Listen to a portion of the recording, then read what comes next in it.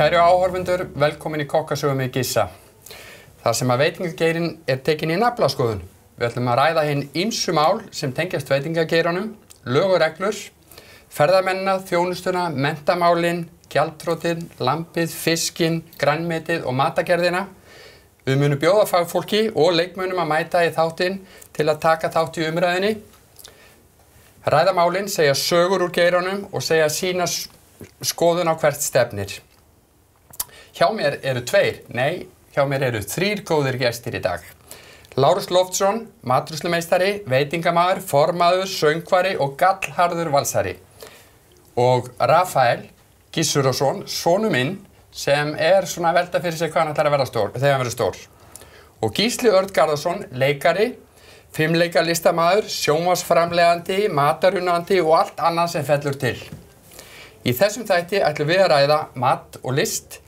Norðurlöndin skipta þau okkur einhverju máli og sjá hvort þeir eigi einhverja góða sögu fyrir okkur í lokin. Gísli, fyrsta spurning. Já. Geta allir orðið leikarar? Já, erum við ekki allir leikarar alla daga? Erum við? Já, erum við ekki alltaf í einhverjum hlutverku? Nú ertu hérna í hlutverki kokksins, þáttastjórnandans. Rafael hérna í hlutverki, hann náttúrulega frændi minn, en hann hérna í hlutverki líka þess sem að spá í hvað hann ætlar að vera þegar hann er stór. Nákvæmlega. Og þannig að ég held að allir eru leikarar alla daga, en svo er það bara spurning hverjir velja það að reyna að gera það atvinnu og lifa á því. Og það er náttúrulega bara snar klikka lið sem gerir það. En það sagði pabbi þegar ég komst inn í leiklistarskólann að tvennt sem hún skal ekki verða. Ekki verða bóndi og ekki verða leikari. Og þá fer ég að sjá fyrir restina af ævinni. Og en hér er ég, komin í kokka það. Frábært. Lárus, geta allir orðið matreiðslumenn? Nei, það held ég nú ekki, sko. Þetta er svona... Það er ekki alveg það sama. Nei, ég er gott dæmi það að það er ekki hægt. Ég er gott dæmi það geta ekki allir orðið góða matreiðslumenn. Nei, menn þurfa að hafa þetta svolítið í sér og annars eru við, kokkar dálítið miklu leikarar líka. Við þurfum að leika við kúnnana, gestina og svo framvegis, þannig að við þurfum að búa yfir mikilli leiklist. Þar kemur matur og list saman. Akkurat, og þetta er bara, en ég held að það sé rétt hjá mér að það get ekki allir orðið matreiðslumenn. En að verða góður matreiðslumaður, er það eitthvað sem þú ert bara með í genunum? Já, ég held það. Það er, já, mörg dæmi það að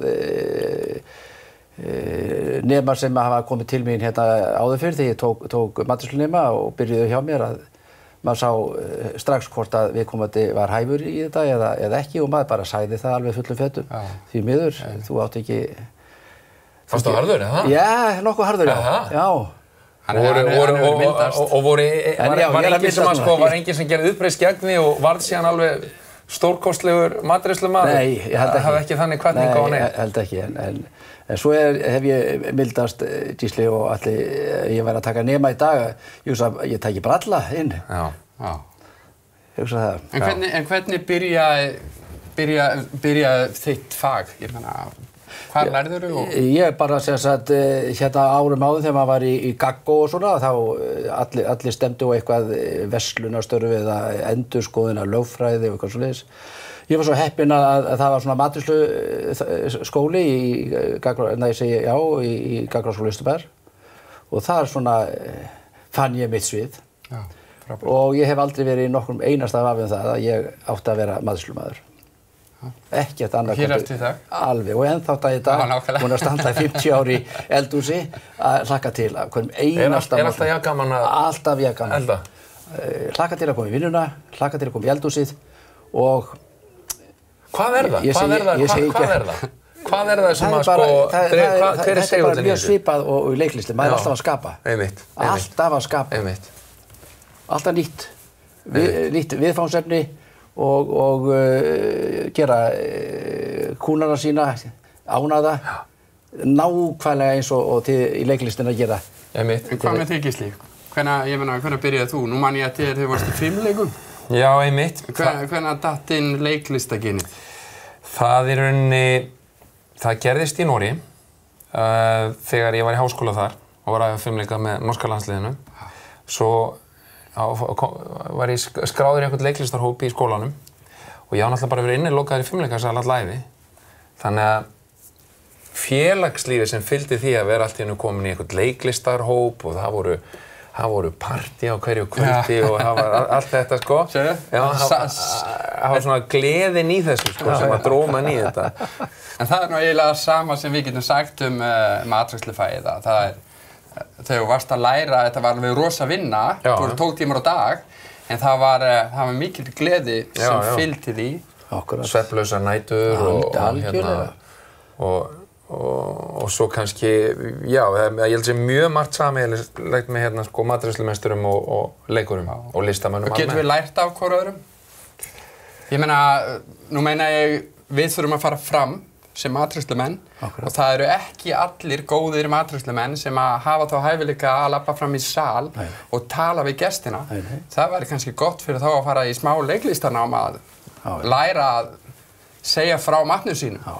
Já, og svo þetta líka kannski að því við vinnum allir við að sko búa til upplifanir fyrir gestina og við sem leikarar viljum oft snerta áhorfendur. Eða þegar ég leikstýri sýningu líka, þá vil maður búa til sýningar sem að hreyfa einhvern veginn við fólki. Og maður hefur náttúrulega upplifað það þegar maður hefur smakkað einhvern mat sem er alveg sérstaklega skrítinn eða góður eða hvernig sem að hann hefur einhver áhrif á mann. Ég meina, Kryddlegin Hjörtu til dæmis gott dæmi bók og sögu sem að fjallar það hvernig hún eldar alltaf mat og hvernig sko þeir sem að borða matinn smitast tilfinningarlega af því ástandi sem að sko kokkurinn var í á hverjum tíma. Rafael, þú varst með eina spurningu til þessa herramanni hérna. Viltu spyrja þá? Hvor betra að vera leikmaður eða matreiðslumaður? Já, fyrir mig það klárlega betra að vera leikari, vegna þess að ég kann ekki þetta elda og ég hef aldrei getað. Þannig að það klárt að það miklu betra að vera matreiðslumaður. En ég hugsaðlega gæti Rafael verið leikari líka, held ég. Já, mér finnst voðalega gaman að fara í leikhús og sjá leikarana túlka sín verk og ég held að það sé bara sama hjá honum Gísla, fara á veitingastað og sjá kokkinn vinna En þú, Rafael, hvað ætlar þú að gera þegar þú verður stór? Ég ekki búin að ákveða. Ertu ekki búin að ákveða? Nei, það er gott. Ég er ennþá að hugsa. Já, ég var mjög lengi að hugsa hvað ég ætlaði að verða. Vissir þú alltaf hvað þú ætlaðir að verða? Já, ég vissi að ég var 8 ára. Já. Og breytti aldrei skoðun. Ég var 25 ára eða eitthvað þegar ég fór í, 23 ára þegar ég byrjaði að fara í leiklistina. Ég var að læra Vestur-Evrópufræði í Noregi. Hvað átti ég að gera það? Vestur-Evrópufræði. Ég veit ekki hvað ég var að spá. Ég byrjaði að læra 1964. Taka fram sko 1964. Já, ég var 1 árs. Og það er 2016 í dag og ég er ennþá að. Við 7 daga vikunnar. Áður en að ég fæ eina sögu hjá þér, Lárus, þá ætla að spyrja hver er ávinningurinn svona í lokin persónlega fyrir að hafa valið fagið? Ég meina, það er alltaf einhver ávinningur. Maður tekur ákvörðun að ég ætla að læra að verða þetta hérna og maður fer í gegnum alla þessa erfiðleika að ná þessum árangri. En hver er síðan ávinningurinn á eftir? Já, það er bara þetta. Þetta er bara mjög svipað og í leiklistinni. Þú ert alltaf að gera gesti þína ánægða. Það er það sem er. Þú byrjar að vinna, þú ert að undirbúa veislu kvöldið.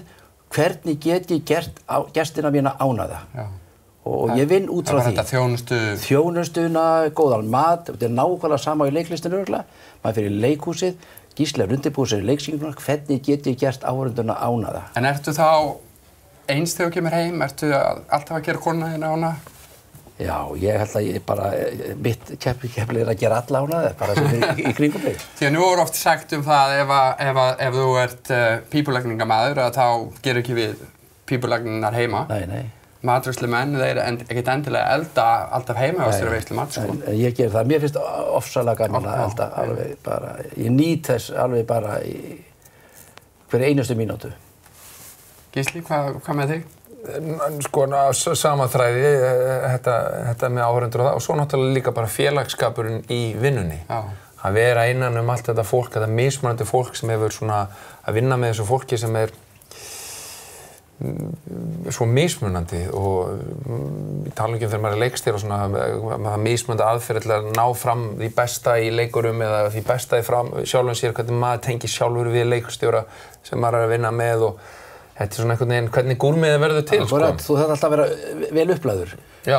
Gísli gæti sko klúðra heilli sýningu ef hann ekki vel upplagður og ef hann ekki tilbúin í verkið. Hann geti eyðilagt þetta kvöldi fyrir 100 manna. Það nákvæmlega sama með kokkari.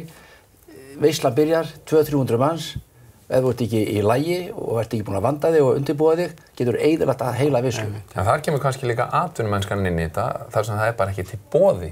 Það verður ekkert vel undirlagð. Þannig að þú sér það ekki, þá bara ferði inn í einhvern fasa sem að kemur þér út úr þeirri orku og inn í það sem þú ert að fara að gera. Og þetta er kannski það sem skilur stundum á milli, sko. Árum við tökum smá hlé, Lárus, þú hlýtur að luma á einhverri rosa krassandi sögu úr bransanum. Nei, ég veit það nú ekki, sko. Þetta er bara búið að vera auðvitað kemur ýmislegt fyrir og upp á... Þú þarft ekki að segja neina nöfn, sko? Nei, ég bara held ég bara hverju ekki sem er ekki neina sögu? Ekki neina krassandi sögu, þetta það er bara ýmislegt sem skeður í bransanum hjá okkur. Það kemur kannski í æviminningunum þínum? Alveg hygglust, sko, alveg pottþétt. Ekki málið. Við ætlum að taka stöll hér. Eftir hlé þá ætlum við að tala Norðurlöndin. Hvað skipta þau okkur máli?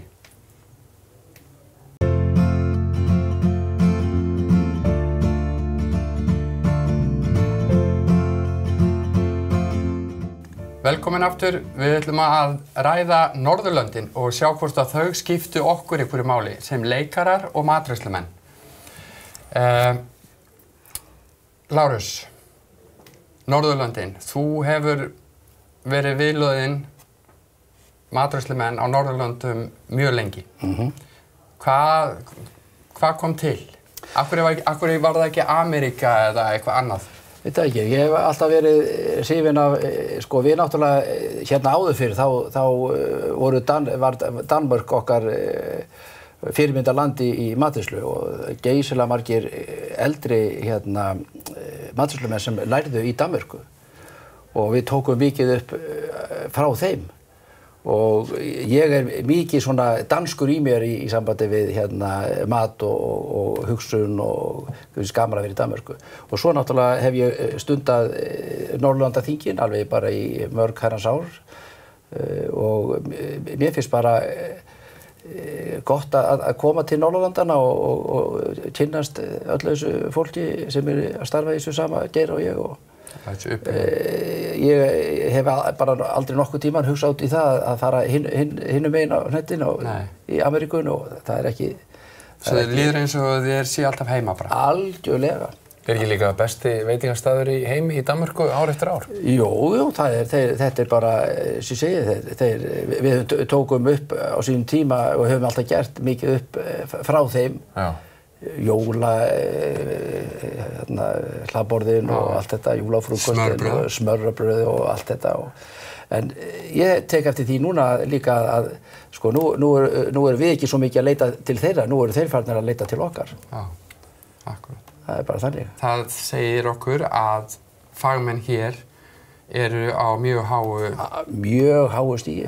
Okkur gengur alltaf yfirleitt mjög vel í öllum matreiðslukeppnum á Norðurlöndunum. Já, frábært. Gísli, nú veit ég að þú bjóst í Noregi.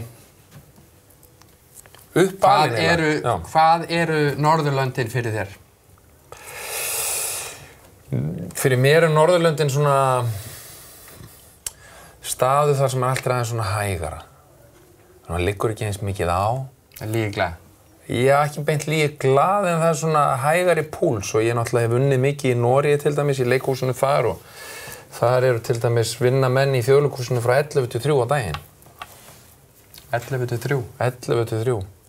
Þú hefur allan tíma í heimi til þess að bara vera með fjölskyldunni þinni, auðvitað sín á kvöldin og þá er það náttúrulega viðbót. En svo hef ég náttúrulega verið miklu meira í raunin að vinna í Englandi og Ameríku og þar náttúrulega er þetta bara á hinveginn. Þar sko spólast upp alveg sko vinnu alkinn og og krafan bara hérna vinnusemi og langa daga. Þannig að mann líður alltaf voðalega vel á Norðurlöndunum og sérstaklega í Noregi, en það er ekki mikill innblástur í sjálfri listinni þaðan. Nei. Fyrir mig allan, finnst mér. Ég meina, fyrstu sýningarnar sem ég sá sem hafði áhrif á mig voru líklegast í Noregi meðan ég var í háskólanum, en svona í seinni tíð þegar maður skoðar skandinavískt leikhús að þá svona, það er ekkert oft sem að maður er eitthvað sérstaklega innblásinn. En ert þú núna, eftir að vinna á hinum ýmsum stöðum í heiminum, ert þú þá ekki bara stjarna þegar þú kemur til Noregs núna? Ég segi það nú ekki, en hérna... Það er ekkert allir sem fá tækifæri til að ferðast út allan heim og leika í bíómyndum. Þetta eru algjör forréttindi. Og ég er mjög meðvitaður það að þetta séu mikil forréttindi og þetta var eitthvað sem ég sá alls ekki fyrir þegar ég hætti Vestur-Evrópufræðum og lokaði mig inn í Leiklistarskóla Íslands í 4 ár að ég myndi einhvern veginn fá að taka þátt í leiklist út allan heim. Já, einmitt. Þannig að... Rafael, vilt þú spyrja strákana eitthvað meira? Hvað er uppáhaldsmaturinn þinn? Uppáhaldsmaturinn minn? Eitt að... Mér minnir, ég fór einu svona nefnilega talandi Norðurlöndin, og fór einu svona og borðaði mat hjá kokkum í Grænlandi, Færeyjum, Noregi og Íslandi, og þá fekk ég eftirrétt í Færeyjum hjá Leif Sørensen, kokki, og mér minnir, ég man aldrei hvað, sér hvað ég er lélegur matreiðslumeistari, þetta ætla ég að muna hvernig var, en mér minnir að það hafi verið ís sem var búinn til úr einhvers konar lakkrís og bjór. Og það var svona, þegar maður borðaði það, þá var það einhvað sem það var alveg fáránlegt, en það náði alveg X-faktornum og var svona besti dessert sem ég hef bara fengið á ævinni. Fyrir utan panna cottaði sem ég fekk heima á þér einu sinni. Skýr panna cotta. Já, það hefur verið uppáhalds desertinn minn síðan. Viltu spyrja Lárus líka? Já, nú færðu einn góðan einn svona gamaldags. Ég nefnilega, mér finnst, Rafael, svo góður svona matur frá því svona gamla daga og einmitt sem er kannski frá Danmörku.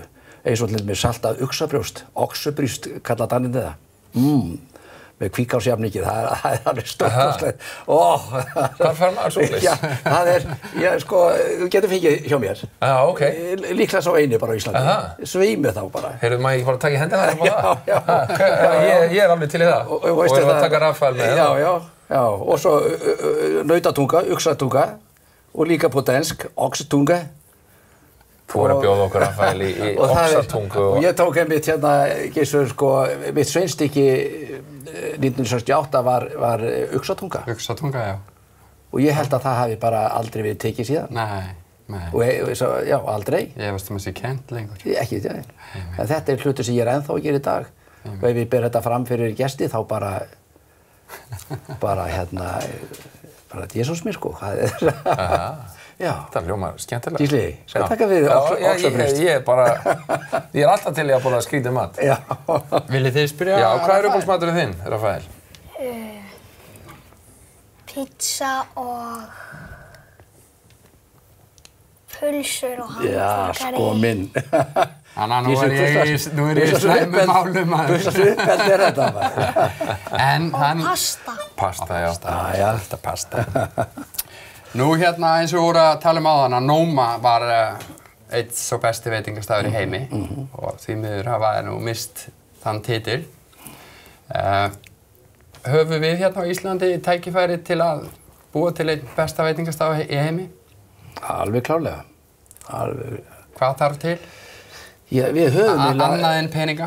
Við höfum bara allt til náttúrulega. Við höfum náttúrulega hráefnið og við höfum fagmennina og ég veit ekki hvað... Kemur dómnefndin hingað? Já, það er sjálfsagt hægt að fá þá til að koma. Hafa Michelin-kokkar þeir Michelin dómarnir, hafa þeir einhvern tímann komið hingað? Ég veit það ekki. Nú veit ég ekki, en það var nú eins og sagt að Michelin gæti ekki verið neins staðar nema þangað sem hægt væri að keyra frá höfuðstofum Michelin. Af því að þetta er dekkjafyrirtækið Michelin. Já, einmitt. og við erum með eyja, þannig að það var ekki hægt að keyra hingað. En það er náttúrulega löngu búið að brjóta þá reglu því að Michelin er í Japan og víða smærri eyjum. En það er mjög dýrt að vera með Michelin. Núna held ég að gæti orðið tækifæri vegna þess að það kom svo mikið fjöldi ferðamanna. Þegar það voru lítið af ferðamönnum, þá voru íslenski markaðurinn hafa bara allt og lítill fyrir það, sko.